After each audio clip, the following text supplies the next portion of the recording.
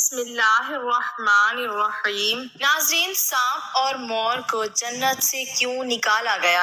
آج کی اس ویڈیو میں اس حوالے سے بات کریں گے۔ حضرت آدم علیہ السلام اور اماں حوا علیہ السلام اپنی تخلیق اور پیدائش کے بعد جنت میں خوش و خرم زندگی بسر کر رہے تھے۔ شیطان جنت اور عالم بالا سے نکالا جا چکا تھا، اس لیے شیطان کے دل میں حضرت آدم علیہ السلام کی دشمنی جاگزیں ہوئی اور آتش انتقام دل میں بھڑک اٹھی۔ شیطان کو جب یہ پتا چلا کہ حضرت آدم علیہ السلام کو جنت کے تمام میوے کھانے کی اجازت مل چکی ہے، لیکن شجر ممنوعہ یعنی گندم کے دانے کو کھانے سے منع فرما دیا گیا ہے، تو زمین سے عالم بالا کی طرف روانہ ہوا۔ جنت میں شیطان کا داخلہ ممنوع تھا، لیکن 3 اسم اعظم یاد تھے جن کا ورد کرنے کی وجہ سے اس کو یہ طاقت حاصل ہو گئی تھی کہ وہ آسمان اول سے 7ویں آسمان تک پہنچ سکے۔ وہ جنت کے دروازوں پر بنے ہوئے یاقوت سرخ کے 2 چبوتروں میں سے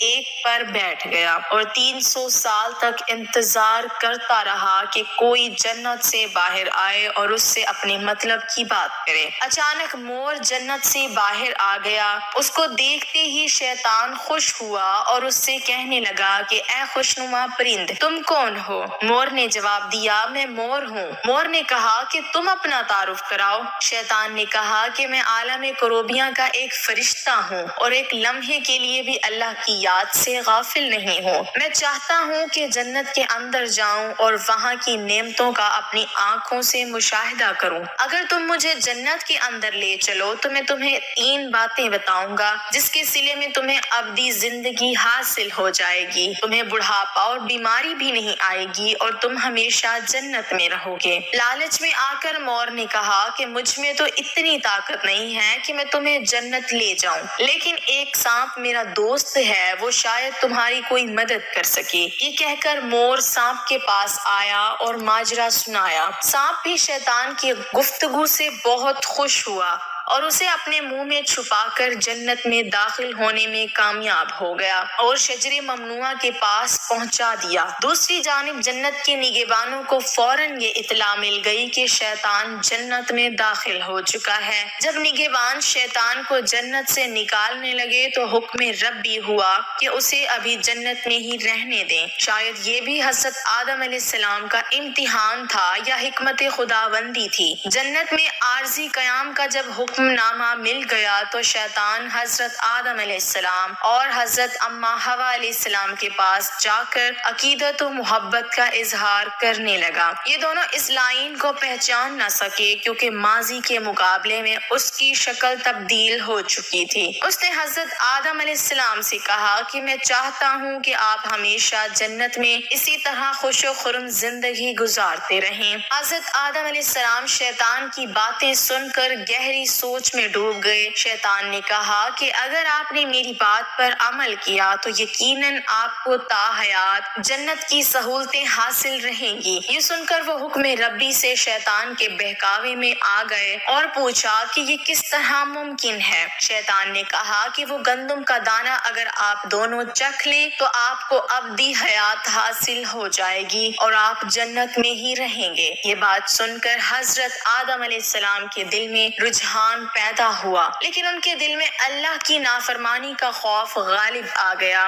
اور ان کے کہنے پر دونوں نے اس شجرہ ممنوعہ کو چکھ لیا جس سے دونوں بے لباس ہو گئے۔ ناظرین، کہانی تو بہت طویل ہے، لیکن مختصر بات یہ ہے کہ اللہ کے حکم پر فرشتوں نے حضرت آدم علیہ السلام کو کوہ سرندیب یعنی سری لنکا کے قریب اور حضرت اماں حوا علیہ السلام کو جدہ کی سرزمین پر جا اتارا۔ شیطان کو جنت سے حضرت آدم علیہ السلام کو سجدہ نہ کرنے پر نکالا گیا تھا۔ جنت میں ہر آسائش موجود تھی، پر حضرت آدم علیہ السلام خوش تھے مگر تنہا رہتے تھے۔ پھر اللہ تعالیٰ نے ان کی تنہائی کو ختم کرنے کے لیے ان کی پسلیوں سے حضرت حوا کو پیدا فرمایا۔ دونوں ایک ساتھ رہنے لگے۔ اللہ تعالیٰ نے انہیں ایک خاص پھل کے قریب جانے سے منع کیا اور کہا کہ اگر تم نے اسے کھایا تو ظالموں میں شمار ہو جاؤ گے۔ اسی جنت میں مور اور سانپ بھی رہتے تھے، وہ جنت سے باہر بھی آیا جایا کرتے تھے۔ ایک دن شیطان نے انہیں روکا اور کہا کہ مجھے بھی جنت لے جاؤ۔ انہوں نے کہا کہ اللہ نے ہمیں منع کیا ہے۔ اس نے جذباتی واسطے دینا شروع کر دیے۔ پھر سانپ نے اسے کہا کہ تم سانپ بن جاؤ اور مور تمہیں نگل لے گا اور جنت میں جا کر اگل دے گا۔ سانپ جب جنت میں تھا تو اس کے منہ سے بہت خوبصورت خوشبو آتی تھی اور اس کے پاؤں بھی ہوتے تھے، اور مور